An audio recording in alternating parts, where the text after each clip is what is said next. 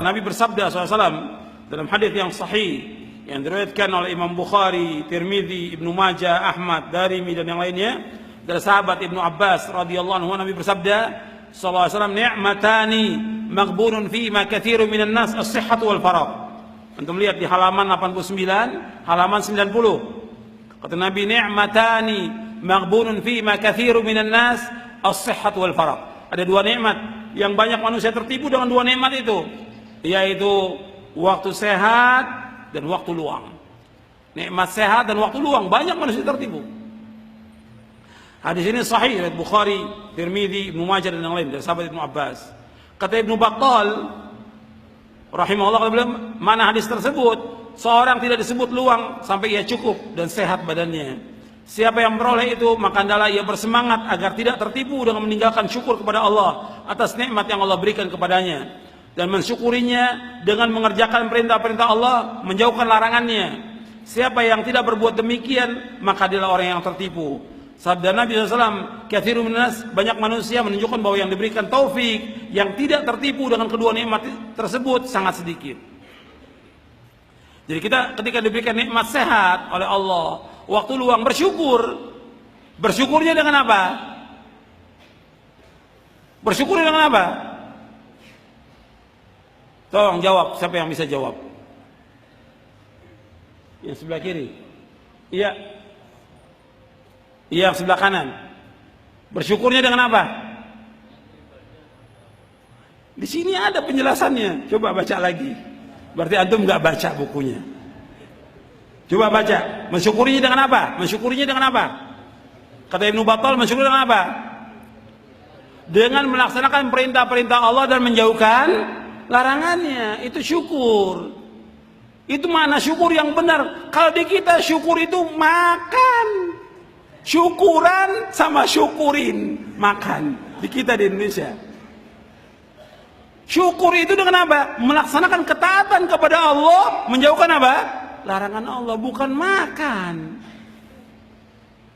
Gak ada. Syukur itu taat kepada Allah. Syukur itu taat kepada Allah. Syukur melaksanakan perintah Allah, menjauhkan larangannya. Banyak orang yang salah paham.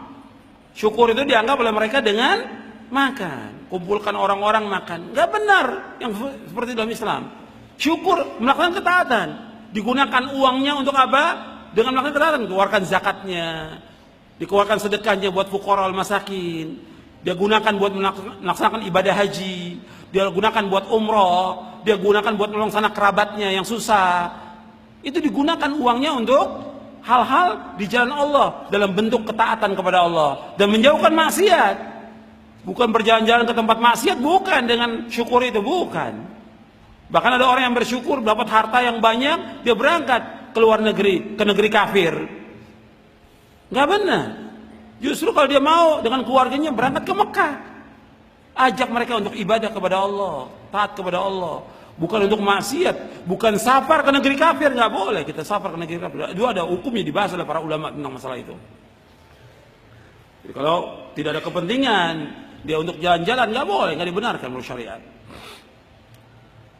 Jadi ingat, ketika kita sehat, ketika kita punya waktu yang luang, gunakan kesempatan ini dengan sebaik-baiknya. Kenapa? Suatu waktu kita pasti akan sakit. Kita sebagai manusia mesti akan sakit. Nggak ada orang selamanya sehat, nggak mungkin. Jangankan kita, Nabi Muhammad SAW juga sakit sebagai manusia. Para sahabat juga sakit sebagai manusia. Wali-wali Allah, para sahabat itu semuanya wali Allah, sakit juga. Makanya gunakan waktu sehat dengan ibadah kepada Allah, begitu juga waktu luang kita gunakan untuk taat kepada Allah. Kata Imam At-Tibi, kata beliau begini, Nabi membuat perumpamaan seorang pedagang yang memiliki modal. Antum lihat di halaman 91. Nabi SAW membuat perumpamaan seorang pedagang memiliki modal. Ia mengharapkan keuntungan dengan selamatnya modal itu. Dan caranya yaitu dengan memilih orang yang bermuamalah dengannya dan selalu jujur serta pandai agar dia tidak tertipu.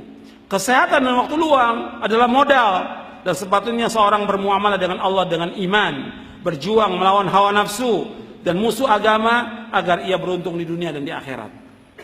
Untuk melihat penjelasan para ulama itu jelas, gamblang mereka, karena mereka paham tentang agama.